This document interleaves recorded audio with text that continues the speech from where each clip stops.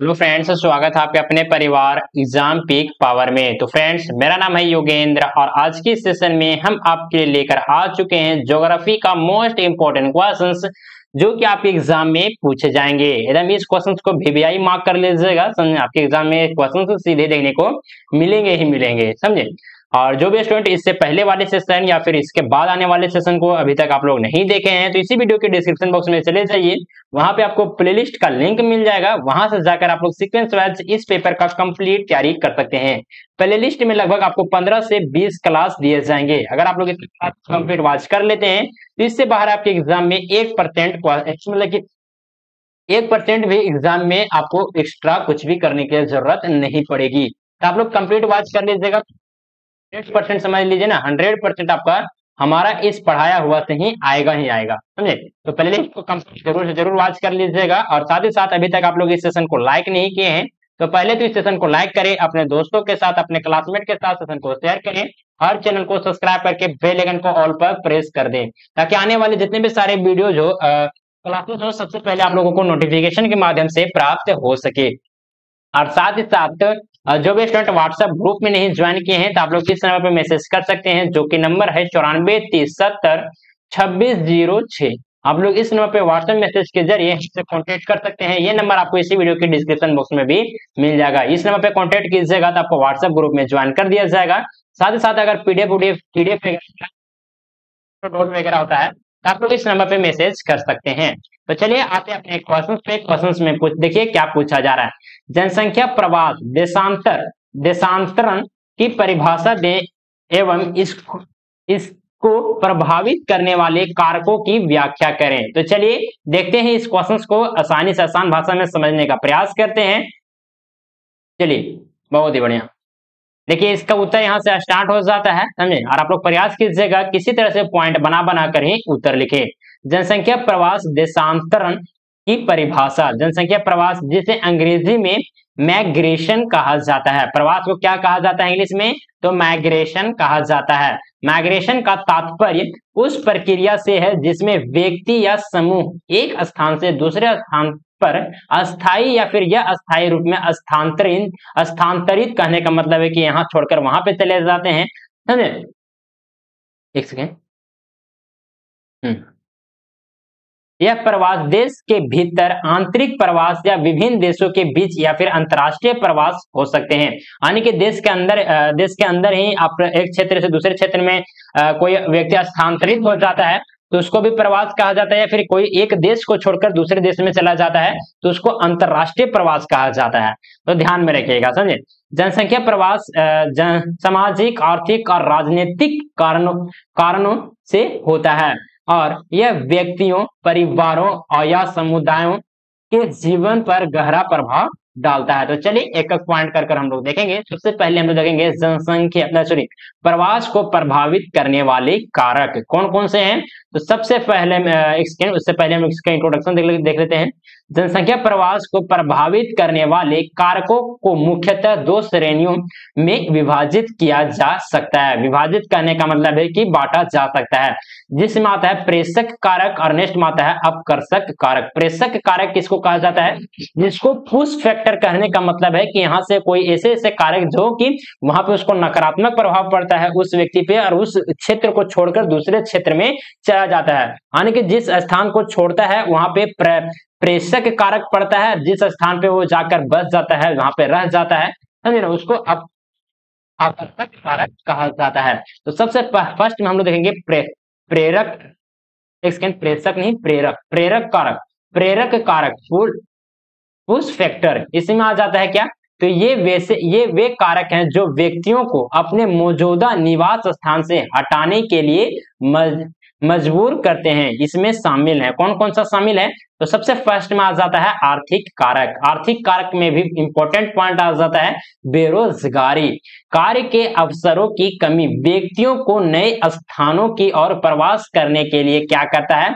तो प्रेरित करती है। कहने का मतलब कि आप लोग जैसे बिहार झारखंड से होंगे तो झारखंड में क्या होता है, आप लोग देखते होंगे कि बंबई को जाता है कमाने के लिए, गुजरात जाता है, सूरत जाता है, तीन सारे क्षेत्रों में जाता है। क्यों जाता है? क्योंकि हमारे क्षेत्र में, हमारे झारखंड में बेरोजगारी बहुत ही ज्यादा चरम सीमा पर है। कहने का मतलब कि बेरोजगारी बढ़ते ही जा रहा है, यहाँ पे काम नहीं मिल पाता है, उचित दाम नहीं मिल पाता है, उचित वेतन नहीं मिल पाता है। इसके कारण से दूसरे क्षेत्र में, दूसरे देशों में क्या किया जाता है, तो पलायन कर जाते हैं, समझे ना। तो एक बेरोजगारी भी बहुत ही इंपॉर्टेंट फैक्टर बन जाता है, समझे। चलिए नेक्स्ट में आ जाते हैं कम वेतन। यदि किसी क्षेत्र में वेतन बहुत कम है तो लोग बेहतर आर्थिक संभावनाओं की तलाश में अन्य क्षेत्रों की ओर जाते हैं।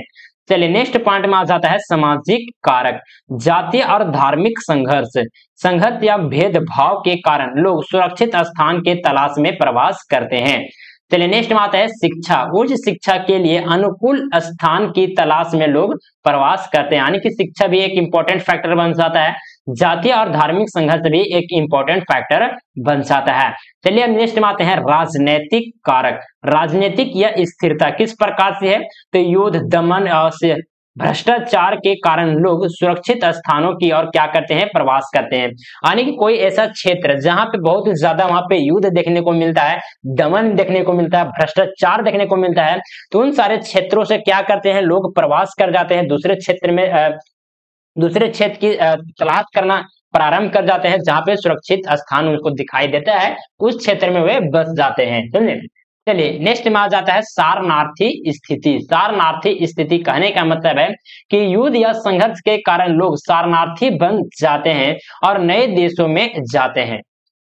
नेक्स्ट पॉइंट में आ जाता है पर्यावरणीय कारक। पर्यावरणीय कारक भी एक इंपॉर्टेंट ये भी फैक्टर बन जाता है। जिस प्रकार में हम लोग इसमें समझेंगे, प्राकृतिक आपदाएं, यानी कि जिस स्थान पे ज्यादा बाढ़ आता है, जिस स्थान पे सूखा पड़ जाता है, भूकंप आता है आदि जैसे आपदाएं लोगों को अपने घर छोड़ने के लिए क्या करता है, तो मजबूर करती है। जैसे आप लोग देखते होंगे कि बरसात में बिहार में बहुत ज्यादा यहाँ पे क्या होता है, बाढ़ आता है।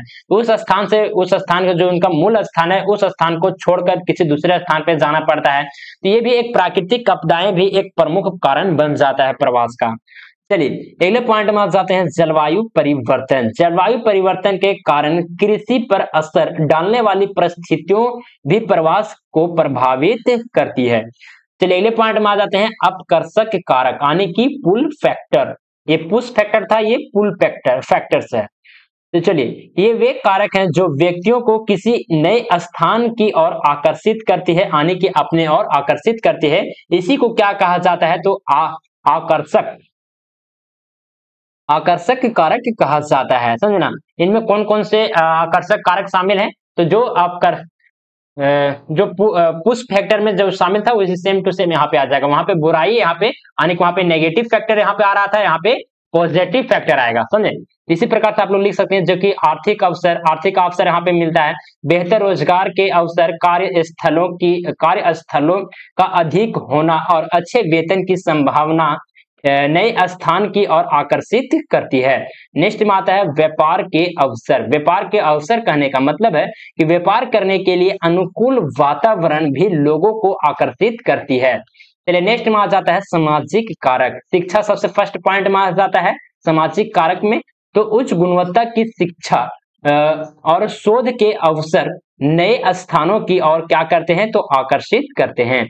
नेक्स्ट में आता है सामाजिक सुरक्षा और सामुदायिक सहयोग का माहौल लोगों को नए स्थानों की ओर क्या करता है, खींचता है, यानी कि आकर्षित करता है। चलिए अगले पॉइंट में आ जाते हैं राजनीतिक स्थिरता, लोकतांत्रिक और सुरक्षित माहौल, शांतिपूर्ण और सुरक्षित स्थान लोग पसंद करते हैं जहां उन्हें अपने अधिकार और स्वतंत्रता का सम्मान मिले। चलिए अगले पॉइंट में आ जाते हैं पर्यावरणीय कारक। पर्यावरणीय कारक किस प्रकार से है, तो सुहावनी जलवायु और प्राकृतिक सुंदरता वाले स्थान लोग क्या करते हैं, तो पसंद करते हैं, वहां पे उसको आकर्षित करती है। चलिए अगले पॉइंट में आ जाते हैं पर्यावरणीय संसाधन, जो क्या आता है, जल हो जाता है, जमीन हो जाता है और अन्य संसाधनों की प्रचुरता भी प्रवास को प्रभावित करती है। चलिए अगले पॉइंट में आ जाते हैं, जो क्या आता है निष्कर्ष। और निष्कर्ष लिखना मोस्ट इंपोर्टेंट है, आप लोग निष्कर्ष लिखना बिल्कुल भी मत भूलिएगा, समझे। और निष्कर्ष बताने से पहले मैं आप लोग से एक रिक्वेस्ट करना चाहता हूं कि अभी तक आप लोग इस सेशन को लाइक नहीं किए हैं तो पहले तो इस सेशन को लाइक करें, अपने दोस्तों के साथ, अपने क्लासमेट के साथ सेशन को शेयर करें और चैनल को सब्सक्राइब करके बेल आइकन को ऑल पर प्रेस करना बिल्कुल भी मत भूलिएगा। क्योंकि मैं बता दूं आपको सेमेस्टर 1 से लेकर सेमेस्टर 8 तक यहाँ पे कंप्लीट तैयारी करवाया जाता है। किसी भी पेपर का, माइनर हो, मेजर हो, सेक हो, एएसी पेपर हो, सभी पेपर का आपको यहाँ पे कंप्लीट तैयारी करवाया जाएगा। तो चैनल को जरूर से जरूर सब्सक्राइब कर लीजिएगा, समझे। तो चलिए निष्कर्ष को हम लोग समझेंगे। जनसंख्या प्रवास एक जटिल प्रक्रिया है जो विभिन्न कारकों के संयोजन से प्रभावित होती है जिसमें से कौन कौन सा आ जाएगा? आर्थिक, सामाजिक, राजनीतिक और पर्यावरणीय कारक व्यक्तियों को प्रवास के लिए प्रेरित करते हैं या आकर्षित करते हैं। यह प्रक्रिया न केवल व्यक्तिगत जीवन को प्रभावित करती है बल्कि समाज एक सेकेंड का टाइम दीजिएगा। हाँ, तो देखिए आ जाते हैं, यह प्रक्रिया न केवल व्यक्तिगत जीवन को प्रभावित करती है बल्कि समाज और अर्थव्यवस्था पर भी गहरा असर डालती है। जनसंख्या प्रवास का अध्ययन करके हम समझ सकते हैं कि लोग क्यों और कैसे अपने निवास स्थान, अपने मूल स्थान बदलते हैं और इससे संबंधित नीतियों को विकास करने में मदद मिलती है। तो चलिए आप लोग को ये सेशन कैसा लगा प्लीज आप लोग हमें कमेंट के माध्यम से जरूर बताने का प्रयास कीजिएगा।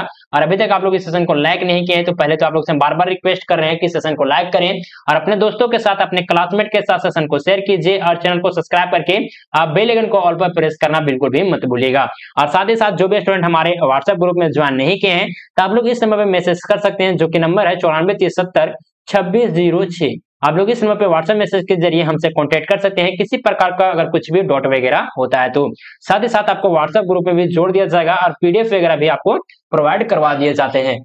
तो चलिए सेशन को वहीं पर एंड अप करते हैं, मिलते हैं आप लोग से अगले सेशन में, तब तक के लिए जय हिंद, वंदे मातरम।